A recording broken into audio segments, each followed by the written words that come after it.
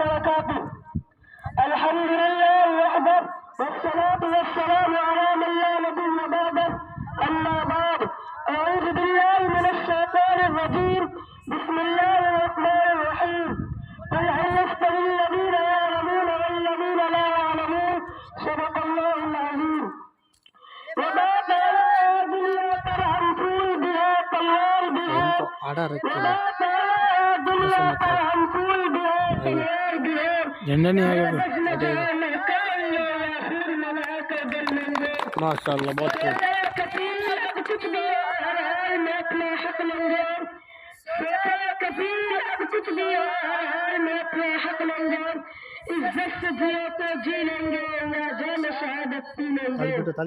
معزز مولانا کرام اور عزیز دوستو، آج ملک میں ہر طرف زوم کرو گے جمہوریت کا لفظ بجایا جا رہا ہے، کیونکہ جمہوری نظام کا آغاز اور سبھی دیش واسیوں کے لیے دستور اسی دن مقرر ہوا تھا اور اسی دن ایسے دستور و قوانین بنائے گئے تھے جس سے ملک کا ہر خطہ خوشحال اور آباد ہے اور سب کے لوگوں پر خوشیوں کا کرانا لگنا چاہیے. ہر جگہ جمہوریت کے بندے شریف ہیں ذاتی مذہب اونچ نیچ چھوٹ اچھوٹ سے اوپر اٹھ کر کاندھے سے کاندھے ملا کر ملک کی ترقی کے لیے کچھ ایسا کرنے کو تیار ہے. نہیں، بلکہ اس کے برخلاف آج جمہوریت کی دھجی اڑائی جا رہی ہے اور کالا بازاری انہوں کو ختم کو بڑھاوا مل رہا ہے. آج آزادی کے کارناموں کو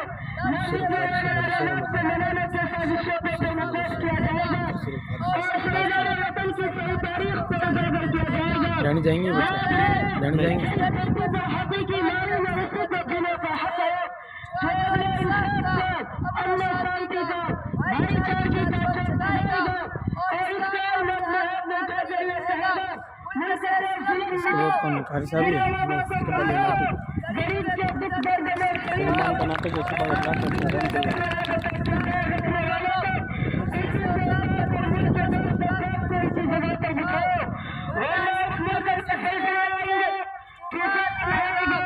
بجلی گرے گی اور لوگ گھروں کو برباد ہو جائیں گے. نظریہ کو برباد جو ملک کے ایک فرد سیاست سے جڑے ہوئے ہیں اور مردوں بڑے بڑے لوگوں کے لوگ ایک زبان ہے صلی اللہ علیہ وسلم نے کہ وہ ملک صدقہ ہے. اس ملک میں سکھ بھی ہے، عیسائی بھی ہے، چینی بھی ہے، برہمنی بھی ہے، مسلمان بھی ہے اور چمار بھی ہے. سب کو ان کا حق ہے، ان کے گھر کے رسائے بڑے پڑے ہیں اور اگر ہمیں ہمارا حق نہ دیا جائے اور اس سے اعلیٰ کاری کی گئی اور ملک میں اسی طرح ننگا ناچ ہوتا رہا تو ہم سب مل کر حکومت کو الگ کر کے رکھ دیں گے اور اپنی آواز سے پارلیمنٹ کریں. ماشاء اللہ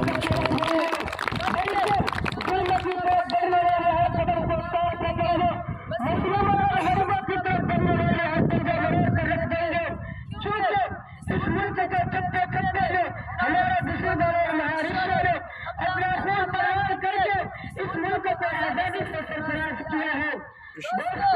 ہمیں ہمارا ملک یہ نہیں ملا ہے بلکہ ہمیں ظالموں سے بہت کر لے اور بہت ہی تپسیا کے بعد یہ حاصل میں ملا ہے. اس لیے ہم ڈرتے ہیں، نہ ڈرنے کی ضرورت ہے.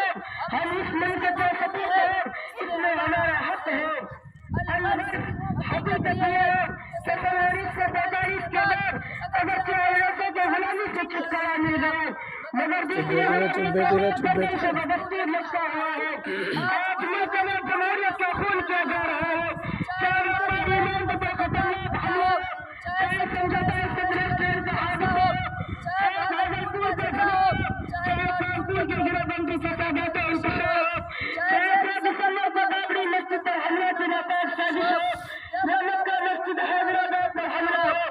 غرض ہے کہ ان جیسے تمام لڑائیوں سے ہندوستان کی عزت سے خوف پہنچ رہی ہے جانا شبیر ادھر تو امجد ایسے بول کے کہ ابھی ناٹک مت کراؤ، ایک نعت باقی ہے، رحمت اللہ کی نعت پڑھا دو، اس کے بعد ہے نا پھر وہ کریں گے. خیر صاحب سے بولیے ناٹک والے تیار ہو کے آئیں گے. ارے صاحب کو بول کے آوے نا ادھر کہاں جا رہا ہے.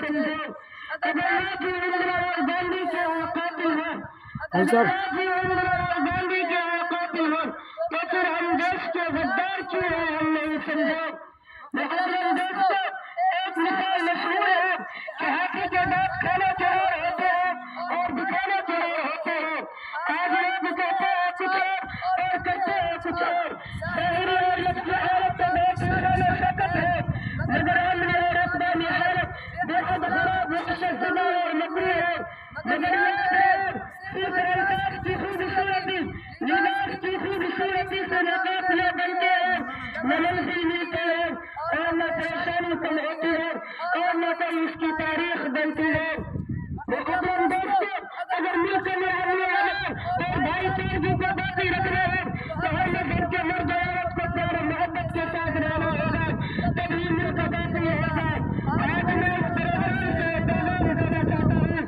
کہ ہر نظام میں محبت پیدا کرے اس کو پر میں اپنی تقریر کو ختم کر رہا ہوں تالی بجانا ختم ہوتے ہی تالی بجانا سب ختم ہوتے ہی باقی رکھے آمین